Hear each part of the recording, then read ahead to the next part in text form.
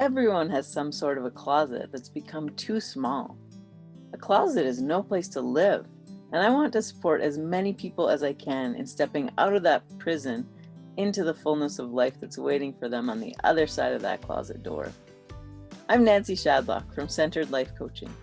Join me in listening to these Coming Out Chronicles. Get curious about your story, and then see what good things are waiting for you on the other side of your closet door. Linda Lopeke, it's so lovely to have you on the show today. Thank you for inviting me. It's really wonderful to be here Awesome. in more ways than one. Yeah, I think we might get the backstory on that comment shortly. Will you fill us in on what is the coming out story, kind of the nature of your coming out story that you want to share with us today? Well, first, I wanted to say how happy I am that in your podcast and in your coaching, you are shining a light on all kinds of closet stories, including many that aren't related specifically to LGBT challenges. And I think we're all living in closets of some kind, sometimes even more than one, and many of our own making. So in taking this broader world view, you've made a space for political and casual and even humorous contexts from life. And, really coming out is only about self-disclosure of our secret behaviors, our beliefs, affiliations, tastes, identities, things that have happened to us that we are hiding because we fear astonishment and judgment from others, or we feel that if anyone was to know this about us, it would bring us public or private shame, and we want to avoid that. Right. Yeah, you've really captured the essence of it. Yeah, so I think you're doing very important work, and I'd like to thank you for including my story in your portfolio of interviews. I don't know which aspects of it your audience would find particularly interesting, but I do know that back in 2009, I'd been in a terrible accident that was caused by an impaired driver, and it changed a lot about me and forced me to face a lot of things about my life prior to the accident as well as after, when I was recovering from my injuries and had to deal with a lot of permanent impairments that are really not much fun. And essentially, it changed the essence of who I am, and um, I had to let go of things that I didn't really want to let go of and find new ways of being in the world. Now, many of those things that ended up being permanent impairments are very difficult to hide from others. And so you adjust your life accordingly to mitigate the risk of being publicly shamed. And I think from that point of view, I do have somewhat of an understanding of what it must be like if you are queer and hiding who you are from the world. It's a hard thing to do, and I think it leaves a pain in you that resides deep, deep, deep in your soul. And I'm sure that while I don't have a lot of things necessarily in common because of having had a different life experience prior to this, the feeling, the human feeling of feeling that you have to hide and apologize for who you are is it's not tenable long term. And so I'm really glad you're doing this work, because the people who come to you for coaching and support, who maybe struggle with whatever closet they're in, will now be able to find their way out of it. And it's only when you open the door and leave the closet that you can really experience life full head on, which is what you're entitled to just by virtue of the fact that you're on the planet, and whatever has happened to you in the course of your life, whatever that might be, is not a reason to shut yourself away. Yeah. Bang on.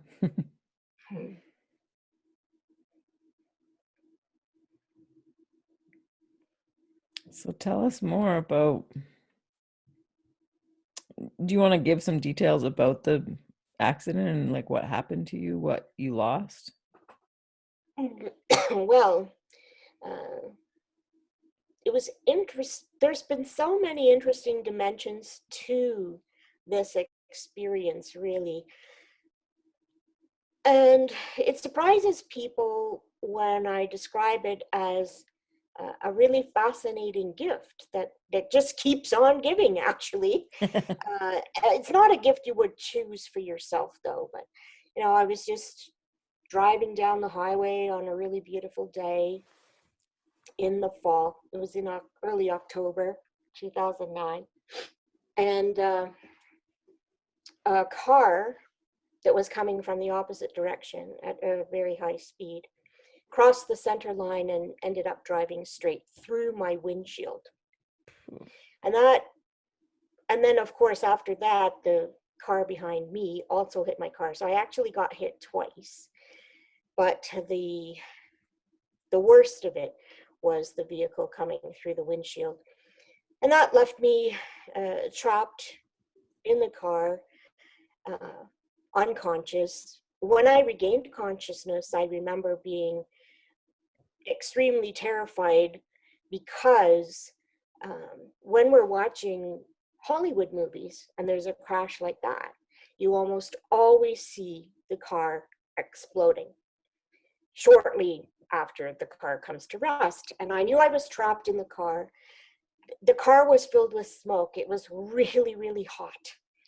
And I knew I had been burned, but I didn't know how that had happened.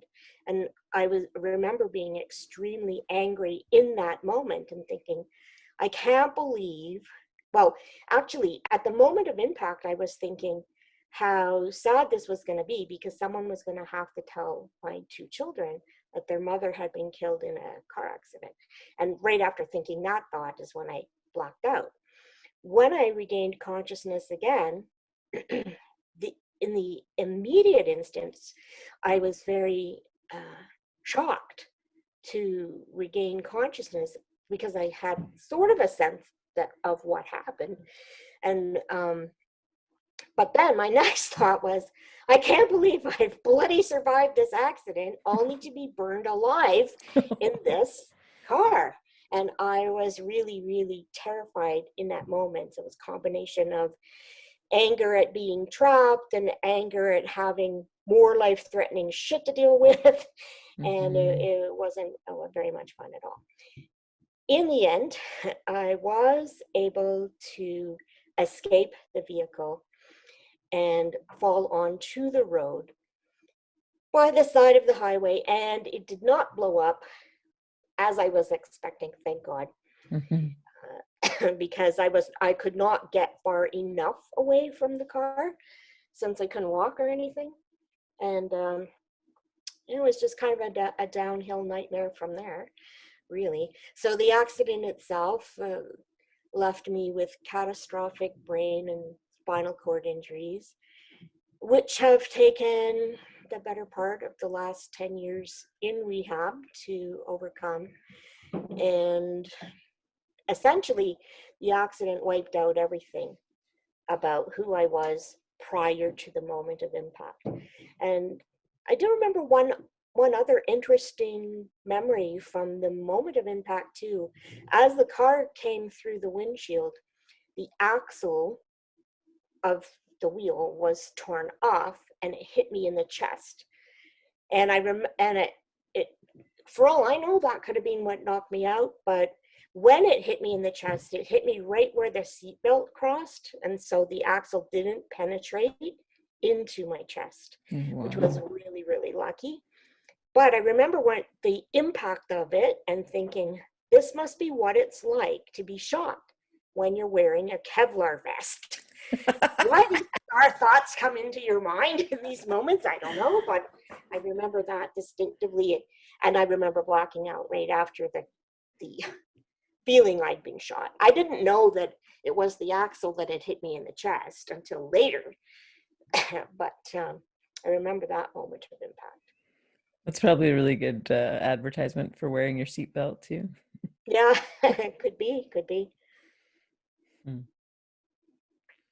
And so you basically lost all your memory and all, like, you used to know a lot of languages and Yes, lost yeah. them all. At the time of the accident, I spoke 5 languages, not all equally well, and 10 computer languages. But in the process of re-engineering my brain, I only relearned English, but that took a long time, actually. And it was a lot of work. But I'm doing okay now. I don't have the same vocabulary that I once had, but at least if somebody's speaking to me, I can understand what they're saying now, and I can remember it long enough to come up with an answer. And that took quite a number of years to achieve as well. And you have to do all this work, and you don't know if it's actually going to be successful or not. But if you don't do the work, you'll never find out. And you're not even aware of all of the things that you've lost right away. I knew that I couldn't understand people right away, and I knew my name at the time. But a couple of weeks before the accident, I had released the latest book that I had written, and I couldn't read that book. I had no idea what it said. I knew that I had written it because I recognized my picture on the cover as being me, but I couldn't have answered any client questions about the content of that book. And in fact, I couldn't answer any questions about it until 2017. So that was like 8 years later. And the first thing that I did was update the book because after 8 years, there was some content that needed some refreshing. But I didn't know for the whole time during that 8 years while I was in rehab, I did not know if I would ever be able to understand my own work again. Can't imagine how devastating that would be. It was, you know what, it forced me to come to terms with a lot of things about myself that weren't that pleasant. For example, you know how some people are very attached to their looks, and then as they age, they have a hard time with their evolution as a being, and maybe they take some hits to their self-esteem or start to feel unworthy. Well, I had to come up to terms with the fact that I had identified very closely with my being an intelligent, articulate person. And so then I wasn't for a long time because, like I said, it took a long time, a lot of work until I could understand people again. I remember the moment that I realized I couldn't read. And reading is one of my very favorite activities. So in that moment, I was completely devastated. It didn't occur to me that not being able to read wasn't a total loss, because I still could have consumed books through audio content, but I didn't have the cognitive capacity to connect those dots. So in my world at that moment, I just thought, that's it. My favorite pastime has been taken away. And then I remember sometime after that, I realized it wasn't just that I couldn't read, I also couldn't write. And that was devastating as well, because most of my life, well, since the 70s anyway, I'd been a writer, and my work involves a great deal of writing. So that was pretty hard realization. But my second thought, right after I realized I couldn't write, was, well, now I'm going to be able to revisit my childhood when you're in grade school and you have all those dotted letters around the top of the classroom, and you're going to be learning cursive writing by tracing these capitals and lowercase letters. And I thought it would be quite an interesting experience to learn how to write again as an adult, knowing that once upon a time I had already learned that. So that was kind of an interesting observation. And what saved me conversationally was, well, at first when I saw people's lips moving and heard sounds, I knew they were talking to me, but I didn't really understand what they were saying, and I couldn't participate in the conversation for quite some time. But I still remembered how to spell. And so as my brain healed and I got further down the road of injury recovery, and I could still type, so I would try to remember as many words as I could, and then I'd get on Google and I'd try and look them up and see. I was just like piecing fragments all over the place. And that was how I started relearning English. And then eventually, of course, I had speech therapy and other aids to help me along with that. But that was how I did it originally. Mm. And, you know, it consumed hours and hours every day, but I couldn't do anything else for myself, and I was trapped in the room anyway. So sitting at the computer was something that I could still do, and that gave me a little bit of hope that if I worked at it hard enough, I might be able to recover enough cognitive capacity to return to work in some shape or form. That was all I really wanted at the time. And so now I have, but it did take a long time. And I don't have the same capabilities that I had before, obviously, but one of the encouraging things, there were so many discouraging things the doctors had to tell me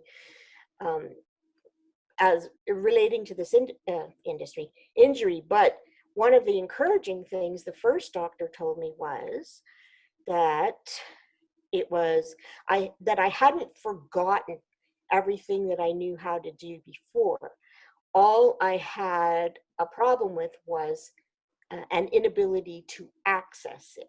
So that is why I went through 18 different rehabs to re-engineer my brain. And it takes a long time for new dendrites and neurons to connect and form so that you can access things that you knew, but you're just accessing it in a much different way than you would before. And then, of course, I had other goals that I was pursuing through injury recovery as well. So I wanted to return to independent living. That had been very important to me my whole life. I wanted to be able to walk again and stand up and take care of myself. I'm not very good at that. I'm more of a waddler than a walker, but I can stand up and I can get from point A to point B in my apartment. So I'm happy about that. It's, I don't know, just entering year 12 of rehab, and I'm still working on stairs, going up and down stairs. It's been 12 years. I wanted to be able to dress myself too, and that was another challenge. I think I told you before about the story. My first goal was wanting to be able to put on my own pants. And so I had to fail at that 1,265 times. And then finally, I was able to do it. And then, of course, the milestones of injury recovery are such that after you have that first success, doesn't mean the next day you'll still be able to do it. So now, every morning, still, when I go to put my pants on in the morning, I don't know if I'll be able to do it. I just have to trust that because I could do it yesterday, I can do it today if I stay calm and really concentrate. And so I have pants on. You'll be happy to know. Well, this is a Zoom interview, so really anything goes these days. Yeah.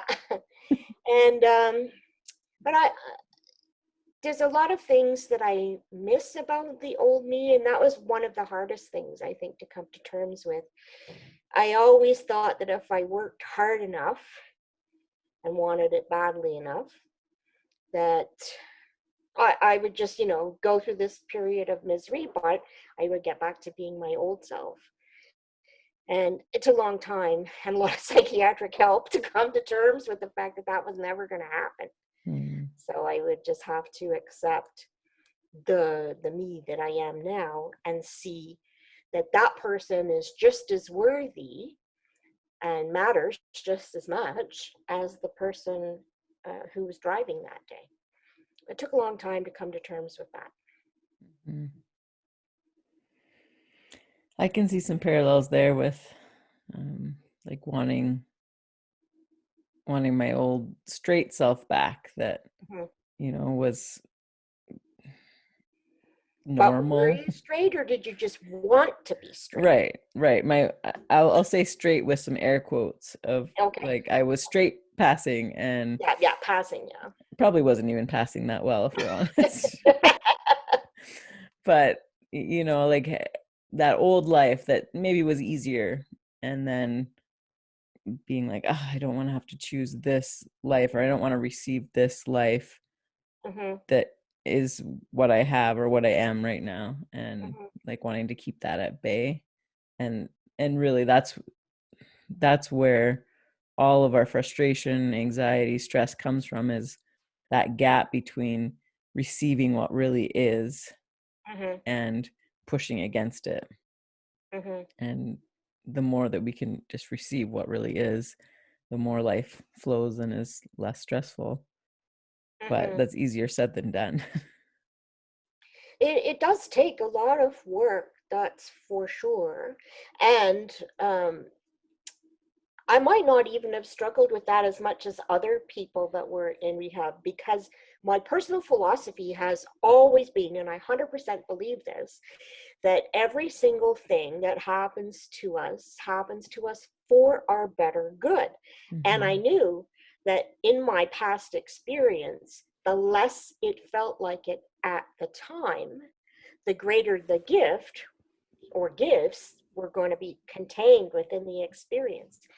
And I have a perfect example of that, because when I was born in the 50s, early 50s, I was born with a skeletal malformation called Klippel-Feil syndrome. And it made life pretty hard for me as a child, and it's still hard now, actually. You never get used to being mocked when you're out in public, or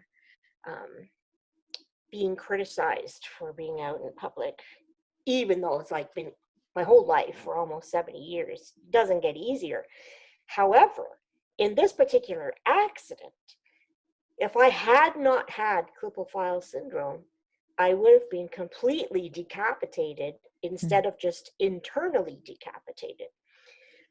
Because it just so happens, every case of Klippel-Feil syndrome is different. In my case, my head is attached to the thoracic spine instead of the cervical spine. And instead of cervical vertebrae, I have a massive fused bone structure, multiple vertebrae involved, all the way down to T3, I think it is.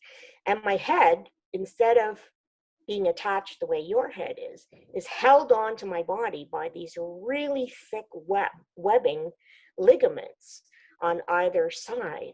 And that's what held it in place. So even though the seat belt cut through my head, it could not cut through those webs or the bone. And that's why my head stayed attached. So, and I realized that right away too. Like when I was looking at the reports from the x-rays and the various examinations you go through after, I realized right away that all those years that I was mad about being born with Klippel-Feil syndrome was actually necessary to save my life, because, you know, I think there's a lot of truth in whatever's going to happen to you in life has already been decided, and you're just here living your destiny. So, and everything that happens to you is preparing you to be able to handle what's going to be coming up next. So all of the negative experiences, while I wouldn't have chosen them for myself at the time, they all prepared me for the work of recovering from these injuries. And I think that because of those experiences, I had an extreme level of mental strength. And one of the downsides of trying to deal with the aftermath of the accident was, like many people, I believed that because I had insurance and I was obviously injured, that I would get the income loss benefits and the medical support that I would need to recover, and that turned out to not be the case. So that was another 5-year fight that I had to undergo just to have my legal rights upheld. And even then, they weren't all the way, but you know, you have to let that go too. But had I not been as stubborn a person as I was, I might have capitulated, but I just couldn't let those bastards win. So, and they do go to extreme lengths to just to get you to abandon your claim. Unfortunately. Yeah. But anyway, here I am today, and I'm back at work. I'm having a great time working with my clients. I feel more creative than I've ever been in my life, which is great. And I've been able to make accommodations for most of the challenges that I have, not all of them. The next thing that I have to work towards is, because I only have the use of my left arm, I can lift that up.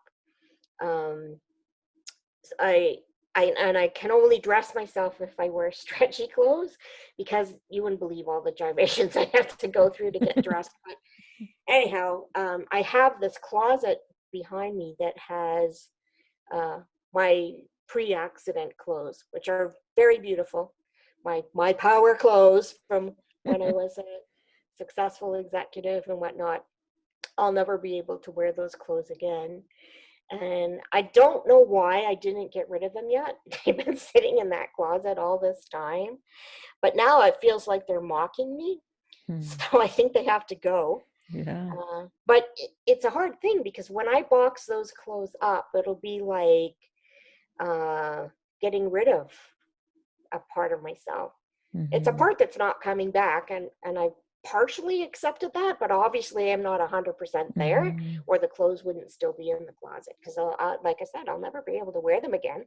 They're beautiful, but looking at them just makes me feel really bad about myself. And so they're not doing me any good, and they could be doing somebody else a whole lot of good. So I got to find a new home for them.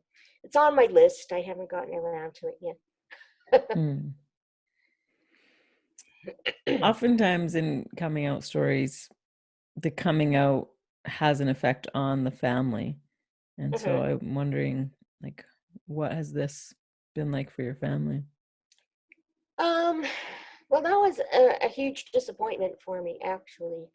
You know, in movies and in many books, when a loved one is injured or ill and their life is threatened, you often see scenes where, you know, everybody rushes to their aid and is there to support them and encourage them and stand behind them. And I didn't have any of that. So, and it was interesting too, because even my friends that, you know, you have your friends and you think at least your best friends are going to be there for you. And it was hard for them. I don't know if it was hard for them because there's such a difference between the current me and the previous me, or if it was because they needed desperately to believe that their insurers would protect them if they were in an accident like mine. And they just didn't want to accept that what I was going through was in fact what really happens. I mean, in serious personal injury cases like this, people make a fortune. It's not the person who's injured. There's like an entire industry built up around personal injury where everybody makes a huge killing on the injured person. But the injured person does not benefit from that at all, really. And is just left to pick up the pieces of their life or whatever is salvageable. But, and my children, of course, I'm sure it was hard on them. Their father brought them over to see me after I'd been brought back to the place where I was going to stay. And of course, I looked terrible because I was all black and blue, and my face had been smashed in, and actually my face and arms were burned. Now you don't notice it so much, but in the summertime, the burned areas don't tan anymore, so I take on a really unusual speckled appearance. It's not very attractive whatsoever. Anyhow, they were in their mid-teen years when this happened, so it's not like they could drive and come and see me. I had to give them up to their father. Thank God they have a great father to take care of them, because I couldn't take care of myself, never mind them. How So, old were they then? let me see. My son would have been 16 or 17, and my daughter would have been 15 or 16, something like that. And so they still needed to have a parent looking out for them, and their dad stepped right in there, and he took over that, so that was good. I didn't have to worry about them, and I didn't want to tell them everything that I was going through, because there's nothing they could do about it. And I think as a parent, you have to protect your children from things that they can't control or help you with. So a lot of the struggles that I was having, we kept hidden from them. But one of the really difficult challenges I have a deep brainstem injury, and one of the more difficult challenges of that was something I had no experience with at all. And that was that it often results in flipping that switch. We all have a switch where we're wired for survival. And when that switch gets flipped, you become more wired for self-destruction. So you have incredible suicidal compulsions to deal with 24/7. It's really hard. And I didn't have any experience with that kind of a thing. So thankfully, I had a fantastic medical team.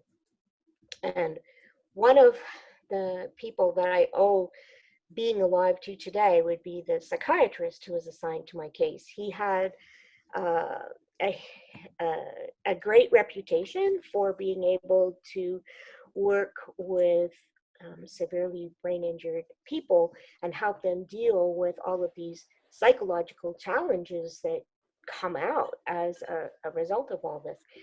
And so we worked on that so hard, but we reached a point, I think it was around 2017, 2018, where there was a real risk that I wasn't going to be able to overcome this particular challenge. So he said, finally, I really needed to have a chat with my son and daughter and explain to them that there was a greater than 50% risk that I would kill myself. And it was important for them to know that it wasn't a choice, and that we were doing everything we could to prevent this outcome. But at that point, I was really losing the battle. And so I didn't want them to be caught off guard. So we had a family conference about it, and I explained to them how it was all connected and what we were doing about it, and how hard it is to fight that compulsion. And so the main thing I wanted them to understand was that if I ever lose this fight, because I'm going to have to deal with this the rest of my life now, and if I ever lose it, I wanted them to know that it wasn't that I didn't love them enough to stick around, and it wasn't that I hadn't given it everything possible to fight against this. So, then we all cried about it and hugged it out and whatnot. And now we're just carrying on. Just got to take it day by day. It's all you can do, really. Yeah. I think that that's a really tender topic right now. Like in COVID times, I have a Yes. hunch there's going to be more and more suicidal Yes. thoughts and Yeah. things. There's a lot of extreme pressure on people, and worse than the extreme pressure that the pandemic has imposed, there isn't the distractions and the ameliorations that we used to have to cope with these stressors. And similarly, there's no end date in sight. So it's not like you can say to yourself, well, I just have to be strong until the end of the month, and then we can, get back to living a normal life. That's not what's going on here. So, yeah, and all kinds of pressures contribute to suicidal risk. And one of the things that I did when I realized I was going to be having to fight this stuff for a long, long time, I started a Facebook page called Understanding the Suicidal Mind. And I've got a fairly large number of people that are followers of that page, and many of them suicidal themselves for all different kinds of reasons, because there's lots of different mental illnesses that contribute to that. Lots of people are depressed or dealing with crippling anxiety. All different kinds of things bring a person to that point. And I at first too, I didn't understand why I had to learn so much about this and work so hard every day to overcome it. And then I think it was 2015, my very best friend took his life. And I felt really, really bad that I wasn't able to help him. I understand the pain that he was suffering, and I don't blame anyone who loses the battle, because you cannot imagine how much strength it takes to fight this fight unless you've actually been there yourself. And I wouldn't wish it on anybody, but there are thousands, hundreds of thousands of people dealing with this kind of thing. Anyway, and then, if that wasn't bad enough, my cousin's son also killed himself a couple of years ago. And so I thought, okay, well, I must have had to take on that part of the injury so that I could become really well educated in suicidal depression, and then be able to support my friend as long as I was able to, and help my cousin come to terms with the loss of her son. Because it's a very difficult thing for the average person to even comprehend. They can't understand it. And I get that because again, you know, like I said, we're hardwired for survival. The idea of taking your own life is incomprehensible to a person who doesn't have to deal with it. So, yeah. What advice would you have for someone that's feeling like they're quickly losing the battle? I'm actually writing a book about that. Perfect. Yeah. So I have had many challenges in the last 12 years with it, and at the end of it, it comes down to the understanding that we don't live in the inhale or the exhale. We live in the space between breaths. And so that's the title of my book. And in the space between breaths is the place where you choose to continue or not. That's where it happens. Well, in my experience, that's where it happens.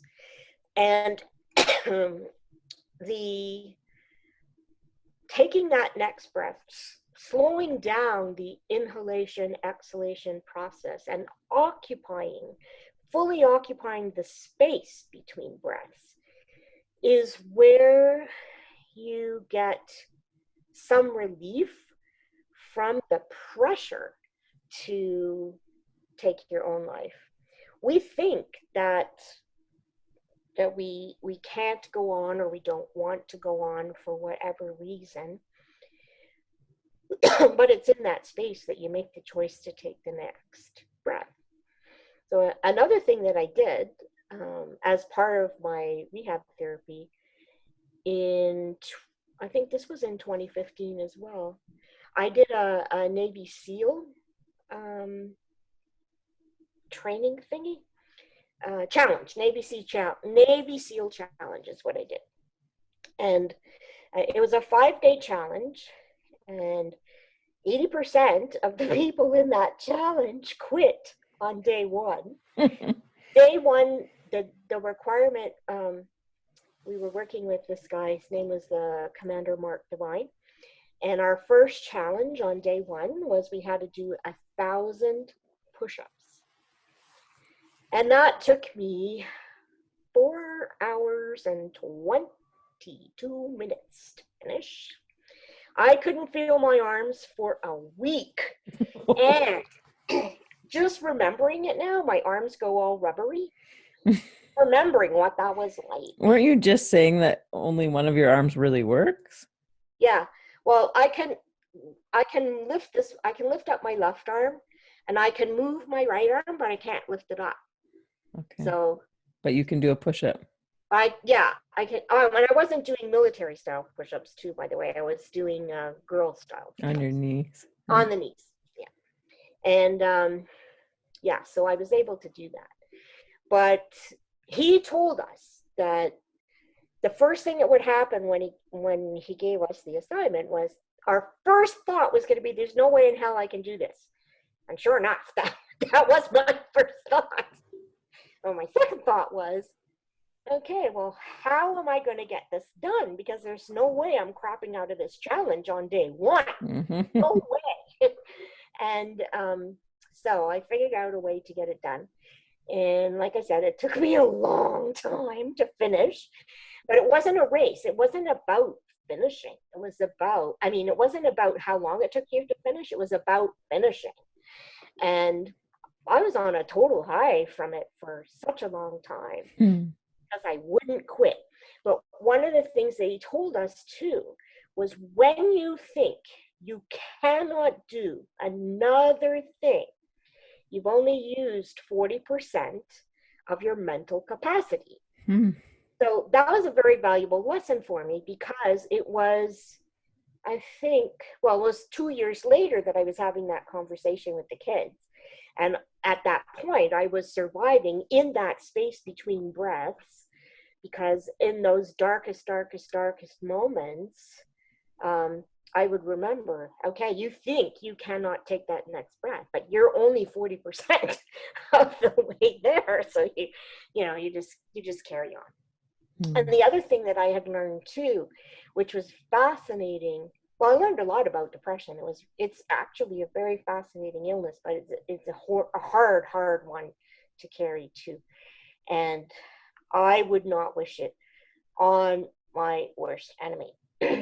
Because when you're in the deep grips of it, you just can't move. You cannot take that next step on your own behalf. And I had written about a description of it, where I gave it 9 different levels. And then I reviewed that with the psychiatrist, actually, because it wasn't the way the traditional literature described depression, but having experienced it myself, I thought, well, I should just document this. And before the accident, I'd been a very good technical writer, so I documented the 9 levels, and I documented it from different perceptions, from like what you're feeling physically, what you're feeling emotionally, how you were interpreting that in your brain. And so that was an interesting experience, actually. It doesn't make every day easy, but I think, or I've tried really hard to make the best out of it and to put the experience to work for the benefit of others the best that I can. And I think that it's actually, in a lot of ways, it's made life hell, but in a lot of other ways, it's been very enriching. So I think my takeaway from that is everything that happens to you has pluses and minuses, and you have to find them. You just have to find them. You have to push yourself a lot of times. And you can't blame a person who loses the fight. We would never do that to someone that has cancer, for example. So how I described it to my kids was that when a person has cancer, they can take all the treatments in the world, take all the drugs that they're prescribed. They want to live just as much as anybody else on the planet, and they can fight, do all the right things and still lose. And depression is like that too. Yeah, it's a really good correlation. Yeah, and you would not judge a person who died of cancer the way we judge people who die by suicide. I don't like that, but I've been fighting against that on my suicide page. But it's going to be a long process of re-education, and it's been an unfortunate outcome of the pandemic is that suicide rates will likely be rising. As for a whole different kinds of reasons. Yeah. So you mentioned at the beginning that it's the gift that keeps on giving. Like, was that tongue in cheek, or have there really been gifts that you've noticed from this? I've had all kinds of gifts come from it. We were talking earlier about how painful it is when the supports that you think will be there for you when you're going through a difficult life challenge are not there. One observation I made was that the people in my life who had the least were there for me the most. They gave me the most help. I had 7 years of no income and no support for my medical care services that I needed, because just before we went into the court process, the insurer kept denying that I had any injuries at all. I didn't need any of these things. And then, of course, a couple nights before we had to face the music there, they sent the letter saying they admit that I had been catastrophically injured. anyhow, a company who knew of my work with entrepreneurs who I did not know anything about them. They had a program where they supported people who needed help.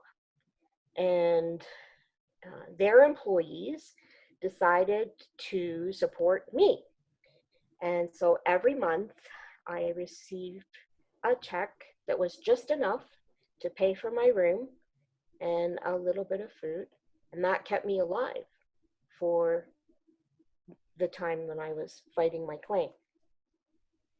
Without those employees, none of whom I ever met, but without their letters of support and encouragement and that monthly check, I don't know what would have happened to me. So that was a gift.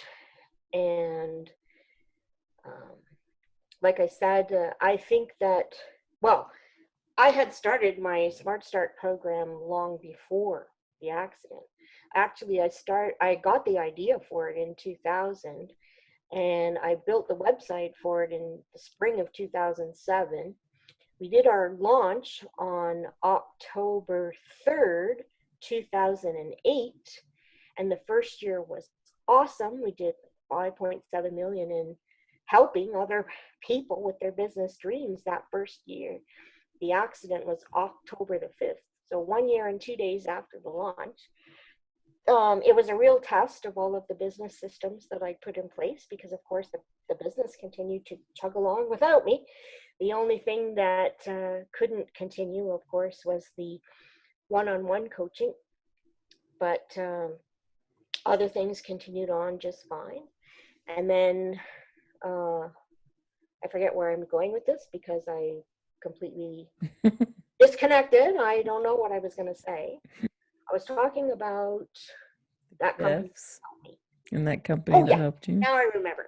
Okay, so when I was coming to realizations that I couldn't read, I couldn't write, I couldn't think, I couldn't talk, I couldn't walk, I couldn't take care of myself, I thought, wow, I'm going to have to, well, at first I thought I'd have to learn everything all over again. And I have had to learn a lot of things, but what I knew about business and system design and process design and all the things that I put into Smart Start, like the doctor had said, I didn't lose that. I only lost connection to it. So for all those years, we were working on reestablishing the connection, and that worked out really well. So I'm very happy about that. But as I was doing the re-engineering work, I thought, now I will be an even better coach and even better business teacher. And I believe that that's the case. And the reason I think that is because now when I look at business, marketing, and all the things that I teach, I was revisiting it with a beginner's mind. And of course, most of the clients that come to me, they are learning. They have ideas that they want to develop into productive businesses. But unlike me, when I started Smart Start, I already had a very solid past career as an executive, as a finance specialist, as a systems engineer, as a process developer. So I didn't have to acquire those skills. And I'd been a very successful writer up to that point as well. Most of my clients coming in now, they have some of the things that they need to build a successful business, but not all of them. And of course, they're at all different stages. So some people are beginners in the copywriting aspect. Some people are beginners in the marketing aspect. Anyway, the advantage of having to reconnect to all of the things that I knew was now I was doing it from the point of view of a beginner's mind. So the second thing that I did after updating that book that I couldn't read or answer questions about was I redid the Smart Start program. And I distilled all of these complex concepts to the lowest common denominator of simplicity that I could come up with. And I'm not so sure I would have been able to do as good a job of it had I not had the accident, because we bring to our work and we bring to our life the filters and biases that we've been living with all this time. So it's easy to assume that what's easy for me to understand is easy for anyone to understand, and that's not the case.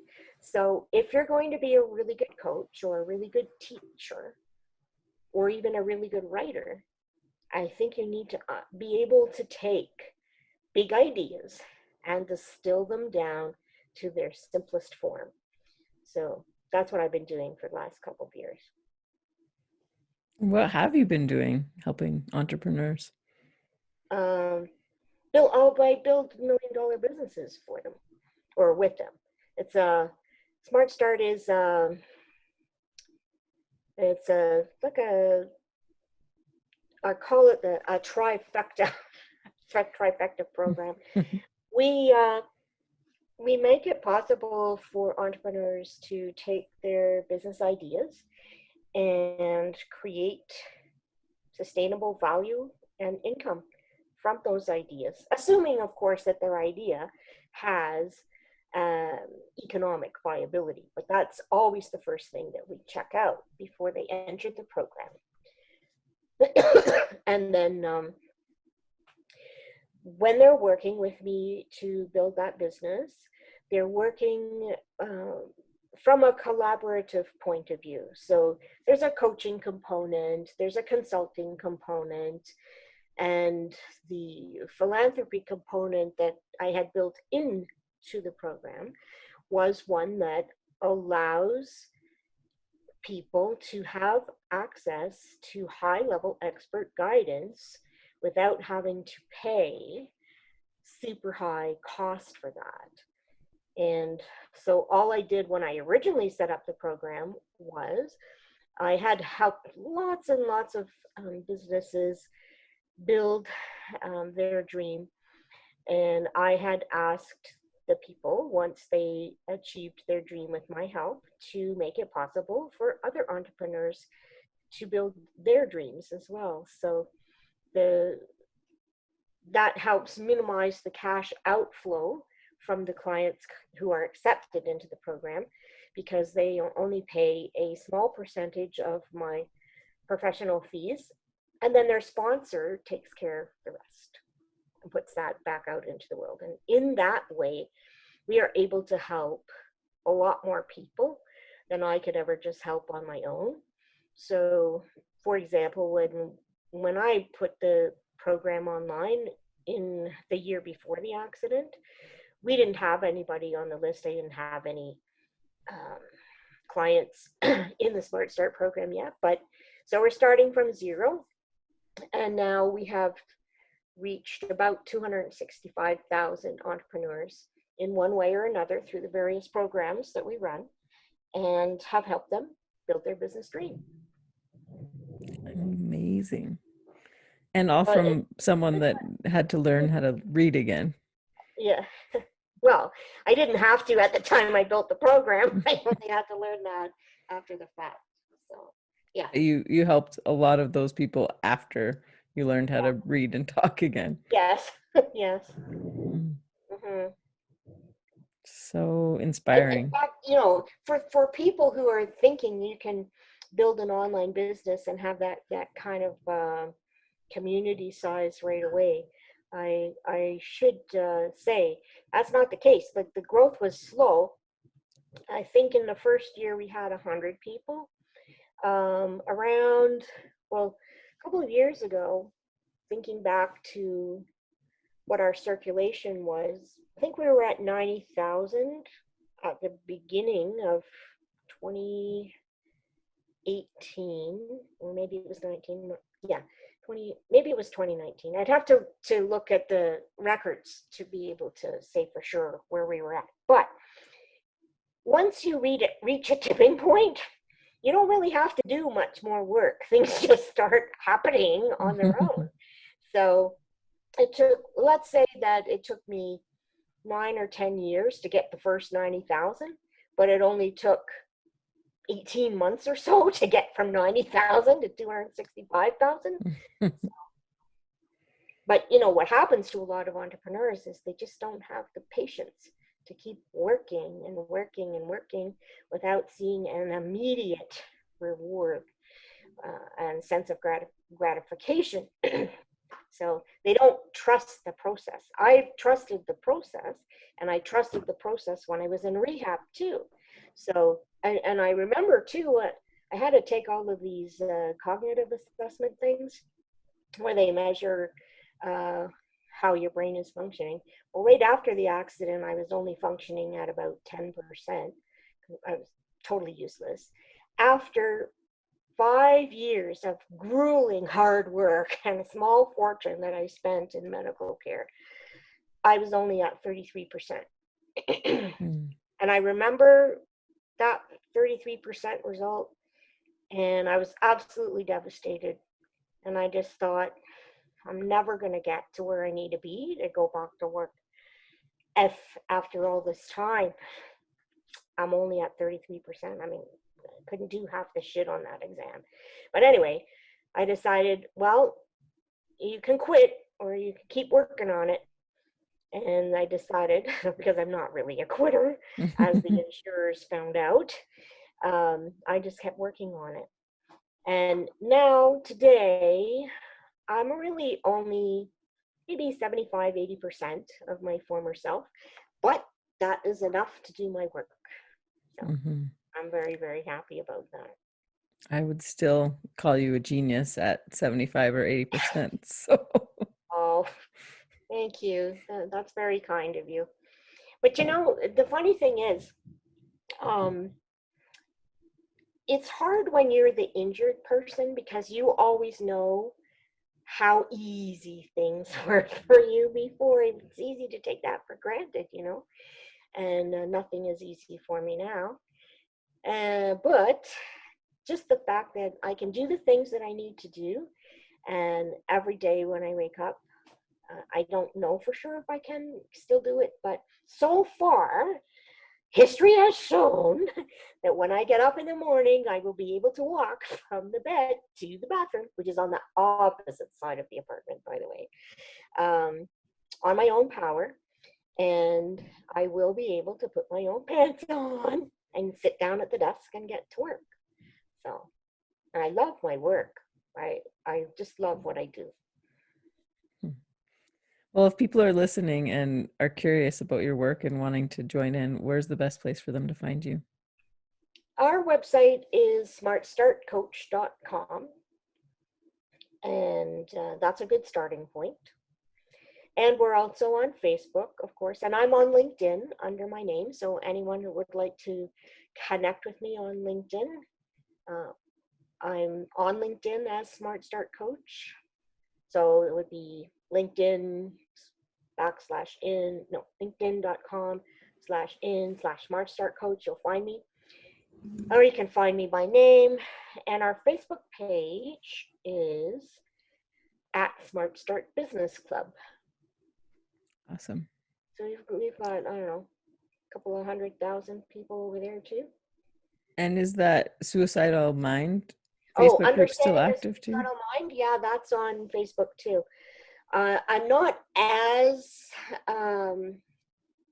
frequently posting there as I once was, but I try to keep on top of that community as well, at least once or twice a week.